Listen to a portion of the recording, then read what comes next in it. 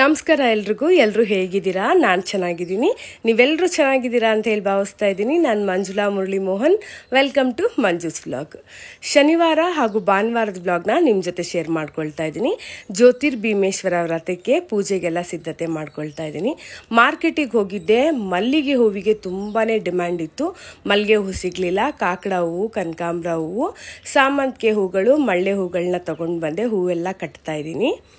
ಬೆಳಿಗ್ಗೆ ಎದ್ದಾಗ ಮೂರು ಗಂಟೆ ಆಗಿತ್ತು ಟೈಮು. ಸ್ನಾನ ಎಲ್ಲ ಮುಗಿಸ್ಕೊಂಡು ಬರೋದ್ರೊಳಗಡೆ 3:45 ಆಯಿತು.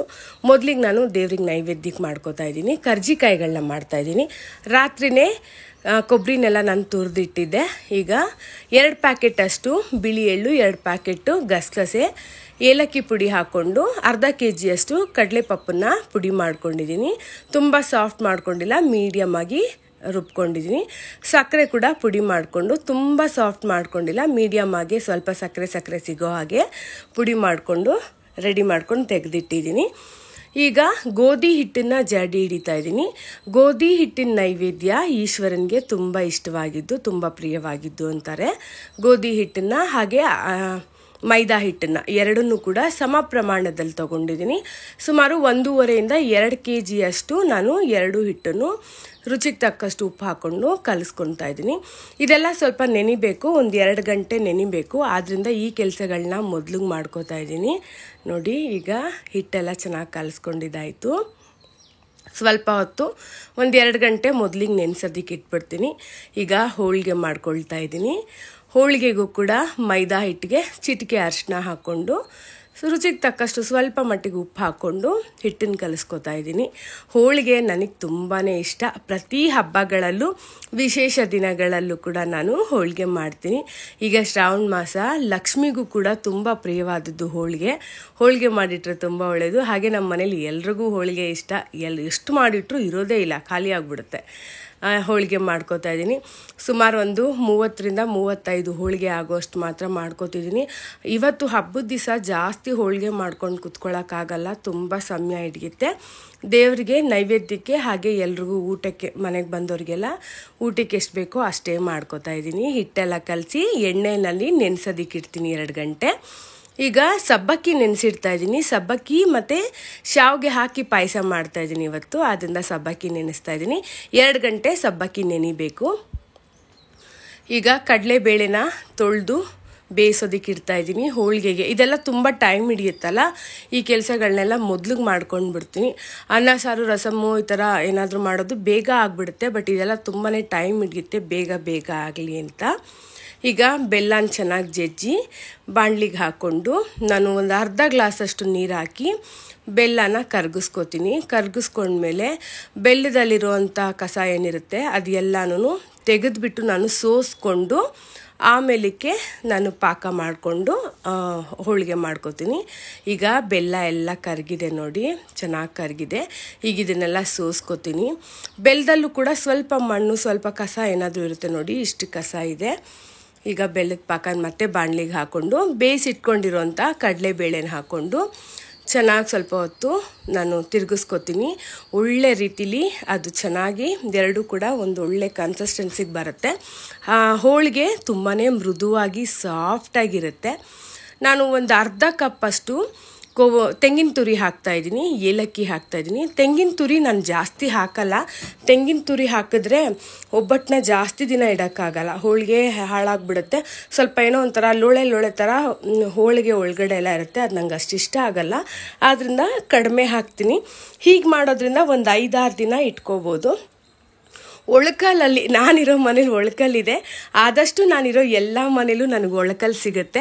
ಒಳಕಲ್ಲಲ್ಲಿ ಮಾಡಿದಂಥ ಹೋಳಿಗೆ ತಿಂದರೆ ಹೇಳೋದಕ್ಕೆ ಆಗಲ್ಲ, ಅಷ್ಟು ಸೂಪರಾಗಿರುತ್ತೆ.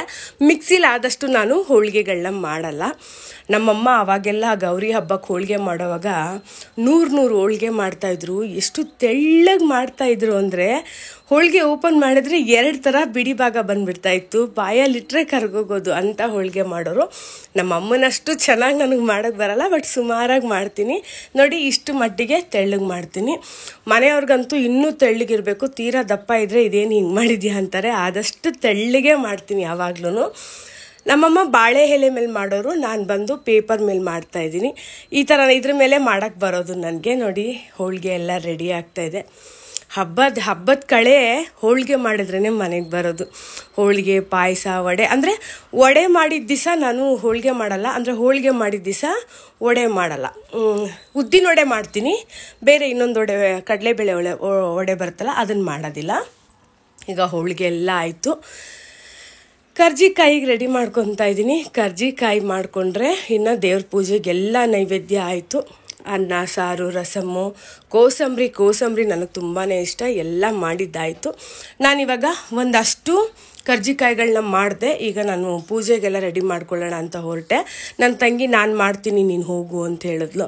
ಮನೆ ತುಂಬ ಜನ ಇದ್ದರೆ ಒಬ್ಬೊಬ್ಬರು ಒಂದೊಂದು ಕೆಲಸಕ್ಕೆ ಕೈ ಹಾಕಿದ್ರೆ ಬೇಗ ಎಲ್ಲ ಕೆಲಸಗಳು ಆಗಿಬಿಡುತ್ತೆ. ಮನೆ ಕೆಲಸ ಎಲ್ಲ ಐಶು ಮಾಡಿದ್ಲು. ಸ್ವಲ್ಪ ಪೂಜೆಗೆ ತಿಂಡಿ ಎಲ್ಲ ಮಾಡೋದಕ್ಕೆ ನನ್ನ ತಂಗಿ ಹೆಲ್ಪ್ ಮಾಡಿದ್ಲು. ಈಗ ಕರ್ಜಿಕಾಯಿಗಳನ್ನೆಲ್ಲ ಕರಿತಾ ಇದ್ದಾಳೆ. ಸೊ ಎಲ್ಲ ಕೆಲಸಗಳು ಬೇಗ ಮುಗಿತಾ ಇದೆ.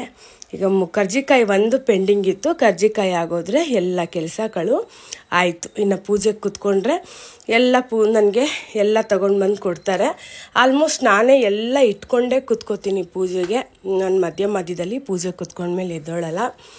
ಸುಮಾರು 100 ಕರ್ಜಿಕಾಯಿಗಳು ಮಾಡಿಬಿಟ್ಟಿದ್ದಾರೆ ಆಲ್ರೆಡಿ. ಚಿನ್ನಿ ಬಂದ್ಲು, ಅಮ್ಮ ಹಾಯ್ ಹೇಳು ನಿನ್ನ ವ್ಯೂವರ್ಸ್ಗೆಲ್ಲ ಅಂಥೇಳಿ. ಹಾಯ್ ಎಲ್ರಿಗೂ. ಈಗ ಕರ್ಜಿಕಾಯಿ ಎಲ್ಲ ಮುಗೀತು. ದೇವ್ರ ಫೋಟೋ ಎಲ್ಲ ಒರೆಸಿ ಗಂಧ ಕುಂಕುಮ ಎಲ್ಲ ಇಟ್ಟು ದುಂಡು ಮಲ್ಲಿಗೆ ಹೂ ಮುಡಿಸ್ತಾ ಇದ್ದೀನಿ. ಕನಕಾಂಬರ ಹೂ ಕಟ್ಟಿದ್ದೆ ದೇವರಿಗೆ. ಹಾಗೆ ತಾವರೆ ಹೂಗಳನ್ನೆಲ್ಲ ತಂದಿದ್ದೆ. ತಾವರೆ ಹೂಗಳನ್ನೆಲ್ಲ ಇಡ್ತಾ ಇದ್ದೀನಿ. ಐಶು ಅಂದ್ಲು ನೀನು ಹೋಗಿ ರೆಡಿ ಆಗಮ್ಮ, ಎಲ್ಲನೂ ಕೂಡ ನಾನು ತಂದಿಡ್ತೀನಿ ಇಲ್ಲೇನೆ ಅಂತೇಳಿ. ನಾನೆಲ್ಲ ರೆಡಿ ಮಾಡಿಕೊಂಡೆ ಕೂತ್ಕೋತೀನಿ ಬಿಡು ಅಂದೆ. ಬೇಡ ನೀವು ರೆಡಿ ಆಗಿಬಿಟ್ಟು ಬಂದು ಪೂಜೆ ಮಾಡಿ ಅಂತ ಹೇಳಿದ್ಲು. ಸರಿ, ಎಲ್ಲ ಕೆಲಸನೂ ಮುಗ್ದಿದೆ. ಈಗ ರೆಡಿ ಆಗಿಬಿಟ್ಟು ಬರ್ತೀನಿ ಹೋಗಿ. ಹಾಗೆ ನಾನು ಟೇಬಲ್ನೆಲ್ಲ ಒರೆಸ್ಕೊಂಡು ಗಂಜಲ ಹಾಕಿ ಅಷ್ಟದಳ ರಂಗೋಲಿ ಹಾಕಿ ಈಗ ಒಂದು ತಟ್ಟೆ ಇಟ್ಟು ತಟ್ಟೆ ಮೇಲೆ ಗಂಧದಿಂದ ನಾನು ರಂಗೋಲಿ ಇಡ್ತಾ ಇದ್ದೀನಿ. ಒಂದು ಬಾಳೆ ಎಲೆ ಇಟ್ಟು ಅಕ್ಕಿ ಇಡ್ಬೋದು. ನಾನು ಬಾಳೆ ಎಲೆ ಇಡ್ದಿರ ತಟ್ಟೆನಲ್ಲೇ ಇಡ್ತಾ ಇದ್ದೀನಿ. ಬಾಳೆ ಎಲೆ ಇಟ್ಟು ಇಡ್ಬೋದು, ಹೀಗೂ ಕೂಡ ಇಡ್ಬೋದು. ನವಧಾನ್ಯಗಳ ಮೇಲೆ ಇಡಬೇಕು ಅಂತ ಇರೋದು. ಅಕ್ಕಿ ಮೇಲೂ ಇಡ್ಬೋದು, ನೀವು ಧಾನ್ಯಗಳ ಮೇಲೂ ಇಡ್ಬೋದು. ರೆಡಿ ಆಗಿದ್ದೆಲ್ಲ ಬಂದಿದ್ದಾಯಿತು. ಎಲ್ಲರೂ ತುಂಬ ಚೆನ್ನಾಗಿ ಕಾಣಿಸ್ತಿದೆಯಾ ಅಂತಂದರು. ಎಲ್ರಿಗೂ ತುಂಬ ಖುಷಿ ಆಯಿತು. ಈ ಸೀರೆ ಕತೆ ನಾನು ನಿಮಗೆ ಮತ್ತೆ ಶೇರ್ ಮಾಡ್ಕೊಳ್ತೀನಿ. ಹಾಗೆ ಇಲ್ಲಿ ನಾನು 3 ಜೊತೆ ದೀಪಗಳನ್ನ ರೆಡಿ ಮಾಡ್ಕೊಂಡು ಇಟ್ಕೊಂಡಿದ್ದೆ. 3 ದೀಪಕ್ಕೂ ಗಂಧ ಕುಂಕುಮ ಇಟ್ಟು 2 ಬತ್ತಿ ಒಂದೊಂದು ದೀಪದಲ್ಲಿಟ್ಟು ತುಪ್ಪ ಇಟ್ಟು ಹಾಗೆ ಅರ್ಶಿಣದ ಕೊಂಬು ಮತ್ತು ಹೂವನ್ನೆಲ್ಲ ಕಟ್ಟಿದ್ದೀನಿ. 3 ಜೊತೆ ದೀಪ ನಾನು ಇಲ್ಲಿ ಏನಕ್ಕೆ ಇಟ್ಟಿದ್ದೀನಿ ಅಂದರೆ, ಮೊದಲನೇ ದೀಪ ನಂದು, 2ನೇ ದೀಪ ನನ್ನ ತಂಗಿದು, 3ನೇ ದೀಪ ನನ್ನ ಮಗಳದು ಐಶುದು. ನಂದು 9 ವರ್ಷ ಆಗಿದೆ. ಪ್ರತಿ ವರ್ಷ ನಾನು ಮೊದಲನೇ ವರ್ಷ ಇಟ್ಟಾಗ ದೀಪ 3 ಇಂಚಿಂದ ಶುರು ಮಾಡಿದೆ. 3 ಇಂಚಿಂದ ನಾನು ದೀಪದ ಹೈಟ್ ಜಾಸ್ತಿ ಮಾಡಿಕೊಂಡೇ ಬಂದಿದ್ದೀನಿ. 9 ವರ್ಷದೊಳಗಡೆ ಹೈಟ್ ಆಗಬೇಕು ದೀಪ. ಈಗ ಅಲ್ಲಿ ದೇವ್ರ ಅಕ್ಕಪಕ್ಕ ಇಟ್ಟಿದ್ದೀನಿ ನೋಡಿ, ಆ ದೀಪ ನಾನು ಇಟ್ಟಿದ್ದಂಥ ಕೊನೆ ದೀಪ. ನಂದು 9 ವರ್ಷ ಮುಗ್ದಿರೋದ್ರಿಂದ ಈಗ ನಾನು ಯಾವ ದೀಪ ಅಂದರೆ ಆ ದೀಪಗಳನ್ನ ಇಟ್ಟು ದೀಪಕ್ಕೆ ಪೂಜೆ ಮಾಡ್ಕೊಂಡು ಬಂದಿದ್ದೀನಿ. ಮೊದಲನೇ ವರ್ಷ ನನ್ನ ತಂಗಿ ಪೂಜೆ ಮಾಡಿದ್ಲು. ಅವಳು ಭೀಮನ ಅಮಾವಾಸ್ಯೆ ಎಲ್ಲ ಮಾಡ್ತಾನೆ ಇರಲಿಲ್ಲ. ಪೂಜೆಗಳೇ ಮಾಡಲ್ಲ, ಹೆಚ್ಚಿಗೆ ತುಂಬಾ ಕಡಿಮೆ. ಮೊದಲು ಚಿಕ್ಕವರಿದ್ದಾಗೆಲ್ಲ ನಾವು ಅಶ್ವತ್ಥ ಮರ ಸುತ್ತಾ ಇದ್ವಿ ಧನುರ್ಮಾಸದಲ್ಲಿ. ಒಳ್ಳೆ ಗಂಡ ಸಿಗ್ತಾನೆ, ಒಳ್ಳೆ ಜೀವನ ಸಿಗುತ್ತೆ ಸುತ್ತಿ ಅಂತ ಹೇಳೋರು ನಮ್ಮ ದೊಡ್ಡಮ್ಮ ಅಜ್ಜಿ ಎಲ್ಲ. ಬೆಳಿಗ್ಗಿನ ಜಾವ 4 ಗಂಟೆಗೆ ಸ್ನಾನ ಮಾಡ್ಕೊಂಡೋಗಿ 5 ಗಂಟೆಗೆಲ್ಲ ಸುತ್ಕೊಂಡು ಬರ್ತಿದ್ವಿ. ಇದೆಲ್ಲ ಮಾಡ್ತಿದ್ವಿ. ಆಗ ಅವಳು ಮಾಡೋಳು. ಇತ್ತೀಚೆಗೇನೋ ಬಿಟ್ಬಿಟ್ಲು ಅವಳೆಲ್ಲನೂ. ಆದರೆ ನಾನು ಲಾಸ್ಟ್ 3 ವರ್ಷದ ಮುಂಚೆ ಅವಳ ಕೈನಲ್ಲಿ ಮೊದಲನೇ ವರ್ಷ ವ್ರತ ಮಾಡಿಸ್ದೆ. 2ನೇ ವರ್ಷ ಅವಳಿಗೆ ಮದುವೆನೇ ಆಗೋಯ್ತು. ಮದುವೆ ಆದಾಗಿಂದ ಈಗ 3ನೇ ವರ್ಷ ನನ್ನ ತಂಗಿದು ಕೂಡ, 3ನೇ ವರ್ಷ ನನ್ನ ಮಗಳದು. ಐಶುಗೂ ಕೂಡ ನಾನು ಹೇಳಿ ಈ ವ್ರತ ಮಾಡಿಸ್ದೆ. ಮುಂದೆ ಅವಳು ಈ ವ್ರತನೆಲ್ಲ ಮಾಡ್ತಾಳೋ ಇಲ್ವೋ ನನಗಷ್ಟು ನಂಬಿಕೆ ಇಲ್ಲ. ಪೂಜೆ ಪುನಸ್ಕಾರಗಳೆಲ್ಲ ಅಷ್ಟಾಗಿ ಅವಳು ಇಂಟ್ರೆಸ್ಟ್ ತೋರಿಸಲ್ಲ. ಹೇಳಿದ್ರಷ್ಟೇ ಮಾಡ್ತಾಳೆ ಬಂದು, ಇಲ್ದಿದ್ರೆ ಅಷ್ಟು ಎಲ್ಲ ಮಾಡಲ್ಲ. ಚಿನ್ನಿ ಎಲ್ಲ ಪೂಜೆ ಪುನಸ್ಕಾರಗಳನ್ನ ತುಂಬ ಇಂಟ್ರೆಸ್ಟಿಂದ ಬಂದು ಮಾಡಿಕೊಡ್ತಾಳೆ. ಐಶುಗೆ ಇವಾಗಿಂದ ಪೂಜೆ ಮಾಡಿದ್ರೆ 25 ವರ್ಷಕ್ಕೆ 9 ವರ್ಷ ಮುಗಿಯುತ್ತೆ. 9 ವರ್ಷ ಮುಗಿಯುತ್ತೆ, ಅವಳು ಮದುವೆ ಟೈಮ್ ಕರೆಕ್ಟಾಗಿ ಆಗುತ್ತೆ ಅಂಥೇಳಿ 3 ವರ್ಷದ ವ್ರತ ಅವಳು ಕೂಡ ಉಪವಾಸ ಬೆಳಿಗ್ಗೆಯಿಂದ ಇದ್ದು ಪೂಜೆ ಮುಗಿಸಿದ್ಲು. ನಾನೀಗ ಗಣೇಶನಿಗೆ ಮೊದಲು ಪೂಜೆ ಮಾಡಾಯಿತು. ಯಾವುದೇ ಪೂಜೆಗಳು ಮಾಡಿದ್ರು ಮೊದಲನೇ ಪೂಜೆ ಗಣೇಶನಿಗೆ. ಅದಾದ ನಂತರ ಕಳಶ ಪೂಜೆ ಮಾಡ್ಕೋತಾ ಇದ್ದೀನಿ. ಕಳಶ ಪೂಜೆ ಮಾಡಿದ್ಮೇಲೆ ಕಂಕಣ ಪೂಜೆಗಳನ್ನ ಮಾಡ್ಕೋತೀನಿ. ಹಾಗೆ ದೇವ್ರ ಪೂಜೆ ಮಾಡೋವಾಗ ನಾವು ಶ್ಲೋಕ ಮಂತ್ರ ಉಚ್ಚಾರಣೆ ಏನಾದರೂ ತಪ್ಪಾಯಿತು ಅಂದರೆ ತುಂಬಾ ಪಾಪ ಬರುತ್ತೆ. ನಮಗೆ ಮಂತ್ರ ಉಚ್ಚಾರಣೆ ಬರಲಿಲ್ಲ ಅಂದರೆ ನಾವು ದೇವರಿಗೆ ಹೂ ಮುಡಿಸಿ ಗಂಧದ ಕಡ್ಡಿ ಕರ್ಪೂರ ಹಚ್ಚಿ ನೈವೇದ್ಯ ಇಟ್ಟು ಕೈ ಮುಗಿದು ಭಗವಂತ ನನಗೆ ಬರೋದೇ ಇಷ್ಟಪ್ಪ ಅಂದ್ಬಿಟ್ರೆ ತುಂಬಾ ಒಳ್ಳೆಯದು. ನಾವು ಮಂತ್ರ ಓದಕ್ಕೆ ಹೋಗಿ ಮಂತ್ರ ಏನಾದರೂ ಉಚ್ಚಾರಣೆ ತಪ್ಪಾಯಿತು ಅಂದರೆ ಅದಿನ್ನೂ ದೊಡ್ಡ ಪಾಪ ಆಗಿಬಿಡುತ್ತೆ. ಈಗಲೂ ನನಗೂ ಕೂಡ ಕೆಲವೊಂದು ಮಂತ್ರಗಳನ್ನ ಶ್ಲೋಕಗಳನ್ನ ಉಚ್ಚಾರಣೆ ಸರಿಯಾಗಿ ಮಾಡೋಕ್ಕೆ ಬರಲ್ಲ. ಆಗ ನಾನು ಅದನ್ನು ಮಾಡೋಕ್ಕೆ ಹೋಗಲ್ಲ, ಬಿಟ್ಬಿಡ್ತೀನಿ. ಈ ದುರ್ಗಾ ಸಪ್ತಶತಿ ಈ ಥರದ್ದೆಲ್ಲ ನಾನು ಓದೋದಕ್ಕೆ ಟ್ರೈನೇ ಮಾಡಲಿಲ್ಲ. ಅಂದರೆ ಒಂದು ಸಾರಿ ತೊಗೊಂಡು ಬಂದಿದ್ದೆ ಬುಕ್ಕು, ಅದು ಓದೋದಕ್ಕೆ ತುಂಬ ಕಷ್ಟ ಆಗ್ತಿತ್ತು. ಒತ್ತು ದೀರ್ಘಗಳನ್ನ ಪ್ರೊನೌನ್ಸ್ ಮಾಡೋದು ಉಚ್ಚಾರಣೆ ಬರ್ತಿರ್ಲಿಲ್ಲ. ನನಗೆ ಗುರುಗಳು ಅಂದರೆ ನಮ್ಮ ಆಂಟಿ, ಅವರೇ ನನಗೆ ಪ್ರತಿಯೊಂದು ಶ್ಲೋಕ ಮಂತ್ರಗಳನ್ನ ಹೇಳ್ಕೊಟ್ಟಿರೋರು. ಅವ್ರನ್ನ ಕೇಳಿದೆ, ಅವ್ರು ಬೇಡಮ್ಮ ಓದಬೇಡ, ನಿನಗಾಗೋದಿಲ್ಲ, ಕಷ್ಟ ಆಗುತ್ತೆ, ಆಮೇಲೆ ಅದು ತುಂಬಾ ಪ್ರಾಬ್ಲಮ್ ಜಾಸ್ತಿ ಆಗಿಬಿಡುತ್ತೆ, ನಿಲ್ಲಿಸ್ಬಿಡು ಅಂದರು. ಆಮೇಲೆ ಆ ಬುಕ್ ತೊಗೊಂಡೋಗಿ ನಾನು ದೇವಸ್ಥಾನಕ್ಕೆ ಕೊಟ್ಬಿಟ್ಟು ಬಂದುಬಿಟ್ಟೆ. ನಾನು ಇಟ್ಕೊಂಡ್ಲೇ ಇಲ್ಲ, ಮನೆಯಲ್ಲಿ ಕೂಡ ಇಡಬೇಡ ನೀನು, ಅದಕ್ಕೆಲ್ಲ ತುಂಬಾ ಮಡಿಯಿಂದ ಇರಬೇಕು ಅಂತ ಹೇಳಿದ್ರು. ಆದ್ದರಿಂದ ಈಗಲೂ ನಾನು ಇವಾಗ ಓದ್ತಾ ಇರೋವಂಥ ಬುಕ್ಸ್ನಲ್ಲಿ ತುಂಬ ವ್ರತಗಳಿದೆ. ನನ್ನ ಹತ್ರ ಸುಮಾರು ಬುಕ್ಸ್ಗಳಿದೆ, ಸುಮಾರು ವ್ರತಗಳನ್ನ ನಾನು ಮಾಡ್ಕೊಂಡು ಬಂದಿದ್ದೀನಿ. ಕೆಲವೊಂದು ಮಂತ್ರನ ತುಂಬಾ ಟೈಮ್ ತಗೊಂಡು ನಿಧಾನಕ್ಕೆ ನಾನು ಉಚ್ಚಾರಣೆ ಮಾಡ್ತೀನಿ. ತಪ್ಪೇನಾದರೂ ಆಯಿತು ಅಂದರೆ ಮತ್ತೆ ಅದೇ ಮಂತ್ರದಿಂದ ಶುರು ಮಾಡ್ತೀನಿ. ಪೂಜೆ ಎಲ್ಲ ಮುಗಿಸೋವಾಗ ನಾನು ದೇವ್ರ ಹತ್ರ ಭಗವಂತ ನನ್ನ ಮಂತ್ರ ಉಚ್ಚಾರಣೆಯಲ್ಲಿ ಏನಾದರೂ ತಪ್ಪಿದರೆ ಕ್ಷಮೆ ಇರಲಿ ಅಂತೆಲ್ಲ ಕೇಳಿಕೊಂಡು ಪೂಜೆಗಳನ್ನ ಮಾಡ್ಕೋತೀನಿ. ದೇವರಿಗೆ ಗೆಜ್ಜೆ ವಸ್ತ್ರ ತೊಡಿಸ್ತಾ ಇದ್ದೀನಿ. ಈಶ್ವರನ ಲಿಂಗಕ್ಕೆ ಅಭಿಷೇಕ ಎಲ್ಲ ಮಾಡಾಯಿತು. ಪತ್ರೆಗಳಿಂದ ಪುಷ್ಪಗಳಿಂದ ಎಲ್ಲ ನಾನು ಪೂಜೆ ಮಾಡಾಯಿತು. ಭಗವಂತನ ನಾಮಗಳು ಒಂದೊಂದನ್ನು ಹೇಳ್ಕೊಂಡು ನಾನು ಎಲ್ಲ ನಾಮಗಳಿಗೂ ಪತ್ರೆಗಳು ಹಾಗೂ ಪುಷ್ಪಗಳನ್ನ ಹಾಕಿ ಅರ್ಚನೆ ಮಾಡಿ ಅಭಿಷೇಕ ಎಲ್ಲ ಮಾಡಿ ಪೂಜೆ ಮುಗಿಸಿದ್ದೀನಿ. ಈಗ ಕಂಕಣಕ್ಕೆ ಪೂಜೆ ಮಾಡ್ತಾಯಿದ್ದೀನಿ. ಪೂಜೆ ಸುಸೂತ್ರವಾಗಿ ತುಂಬ ಚೆನ್ನಾಗಿ ಪೂಜೆ ಎಲ್ಲ ಆಗ್ತಾಯಿದೆ.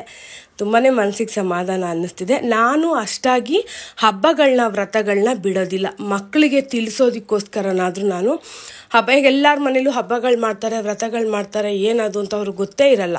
ಆದ್ದರಿಂದ ಯಾವ ಹಬ್ಬನೂ ಬಿಡಲ್ಲ, ಅವ್ರಿಗೆ ಹೇಳ್ಕೊಡ್ತೀನಿ, ತೋರಿಸ್ಕೊಡ್ತೀನಿ. ನಾನು ಲಾಸ್ಟ್ ಇಯರ್ ಹಬ್ಬ ಮಾಡೋಕ್ಕಾಗಿಲ್ಲ, ನನಗೆ ತುಂಬಾ ಬೇಜಾರಾಯಿತು.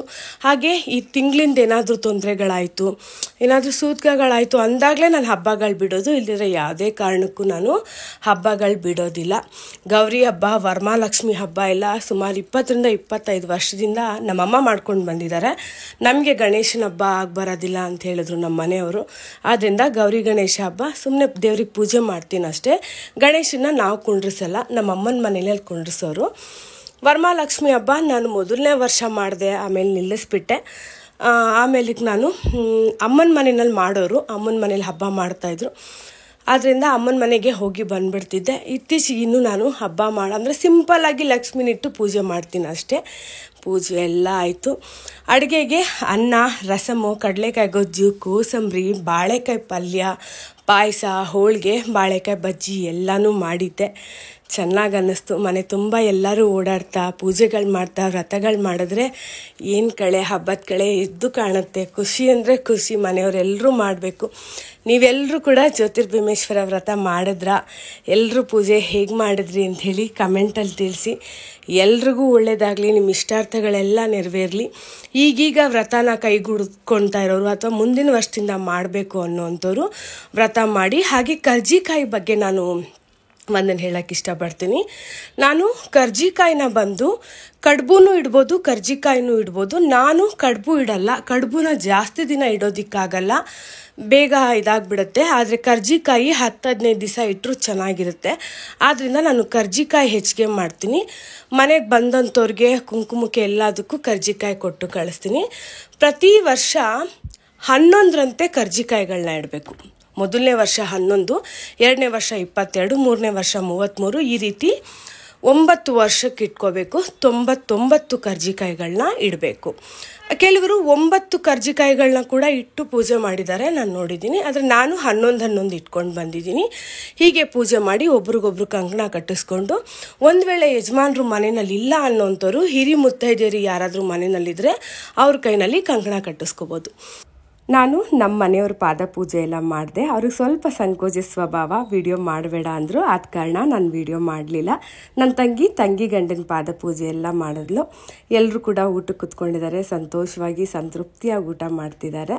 ನಾನು ಸಂಜೆ ಊಟ ಮಾಡಬೇಕು. ಪುನರಪಿ ಪೂಜೆ ಮುಗಿಸಿ ಸಂಜೆ ದೇವಸ್ಥಾನಕ್ಕೆ ಹೋಗ್ಬಿಟ್ಟು ಬಂದು ಭಟ್ರಿಗೆ ತಾಂಬೂಲ ದಕ್ಷಿಣೆ ಎಲ್ಲ ಕೊಟ್ಟು ಆಶೀರ್ವಾದ ತಗೊಂಡು ಬಂದು ಊಟ ಮಾಡ್ತೀನಿ. ಹಾಗೆ ನಾನಿವತ್ತು ಪೂಜೆ ಮಾಡಿರೋವಂಥ ಜಾಗದಲ್ಲೇ ಮಲ್ಕೊಂಡು ನಿದ್ದೆ ಮಾಡಬೇಕು. ಹಾಸಿಗೆ ಮೇಲೆ ಮಲ್ಕೊಂಡು ನಿದ್ದೆ ಮಾಡೋ ಹಾಗಿಲ್ಲ. ಕೈ ಕಟ್ಕೊಂಡಿರೋಂಥ ಕಂಕಣನ ಯಾವುದಾದ್ರೂ ಅಶ್ವತ್ಥ ಮರದ ಹತ್ರ ಹಾಕಬೇಕು. ಅದು ವರಮಹಾಲಕ್ಷ್ಮಿ ದಿನಾನೇ ಬಿಚ್ಚಬೇಕು. ಬಿಚ್ಚಿ ನೀರಲ್ಲಿ ಹಾಕ್ಬೋದು ಅಥವಾ ಅಶ್ವತ್ಥ ಮರದ ಹತ್ರ ಹಾಕ್ಕೋಬೋದು. ವರಮಹಾಲಕ್ಷ್ಮಿ ಹಬ್ಬದ ತನಕ ಕೈಯಲ್ಲಿ ಈ ಕಂಕಣದ ದಾರ ಇರಬೇಕು. ವಿಡಿಯೋ ನಿಮ್ಮೆಲ್ರಿಗೂ ಇಷ್ಟ ಆಗಿದೆ ಅಂತೇಳಿ ಭಾವಿಸ್ತಾ ಇದ್ದೀನಿ. ವಿಡಿಯೋ ಇಷ್ಟ ಆಗಿದ್ರೆ ಲೈಕ್ ಮಾಡಿ, ಕಮೆಂಟ್ ಮಾಡಿ, ನಿಮ್ಮ ಅಭಿಪ್ರಾಯ ತಿಳಿಸಿ. ದಯವಿಟ್ಟು ಸಬ್ಸ್ಕ್ರೈಬ್ ಮಾಡ್ಕೊಳ್ಳೋದು ಮರಿಬೇಡಿ. Thank you so much for watching.